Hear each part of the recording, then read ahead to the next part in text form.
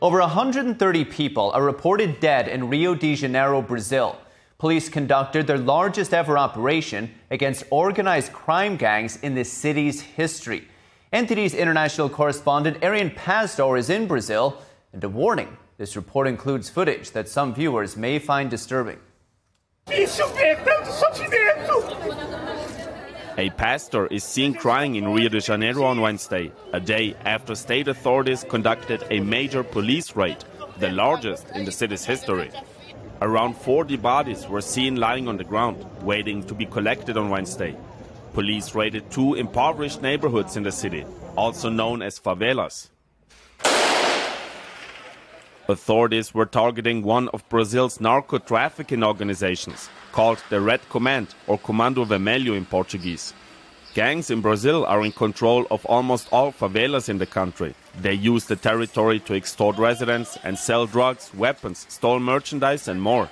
In the case of Rio de Janeiro, many of the favelas are located in the heart of the city, in some cases less than a mile from some of the country's richest neighborhoods. Police sometimes try to keep the criminals in check by conducting raids in the favelas, targeting the leaders of the gangs. However, Tuesday's operation is by far one of the largest and deadliest the country has ever seen. My cousin was decapitated by special force troops. He didn't have a single gunshot wound. They just tore off his head and left him hanging in the woods. Now, a major criticism people often have with the police raids here in Brazil is that innocent people die during the shootout between police and the gang members. But officials in Rio are now saying that this wasn't the case with any of the 130 casualties during this raid. That's because almost none of the shooting took place in the actual favelas. So police knew that once they enter the favelas, the gang members are most likely going to escape through a nearby forest. So special forces waited in that forest and confronted the gang members there to not have the shooting in the favelas.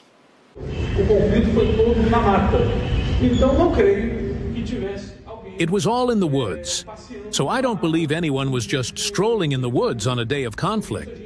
And that's why we can easily classify them.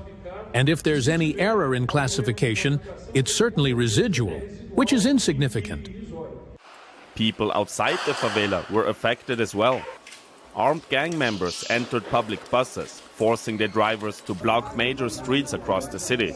That's to prevent the police from getting through. Thousands of people report being in distress, not knowing what was happening, as the city erupted in chaos. Now, the opinions here on the ground in Brazil regarding this raid are divided. Critics of the operation say that these raids never really have a significant impact. People die, but in a few days, drug trafficking and crime just continue. Supporters of these operations, on the other hand, say that, of course, police has to do something and try to keep the gangs in check at least a little bit, because if you don't, they will slowly but surely become stronger, possibly even surpassing the power of the local government. Reporting in Brazil, Arian Pastor, NTD News.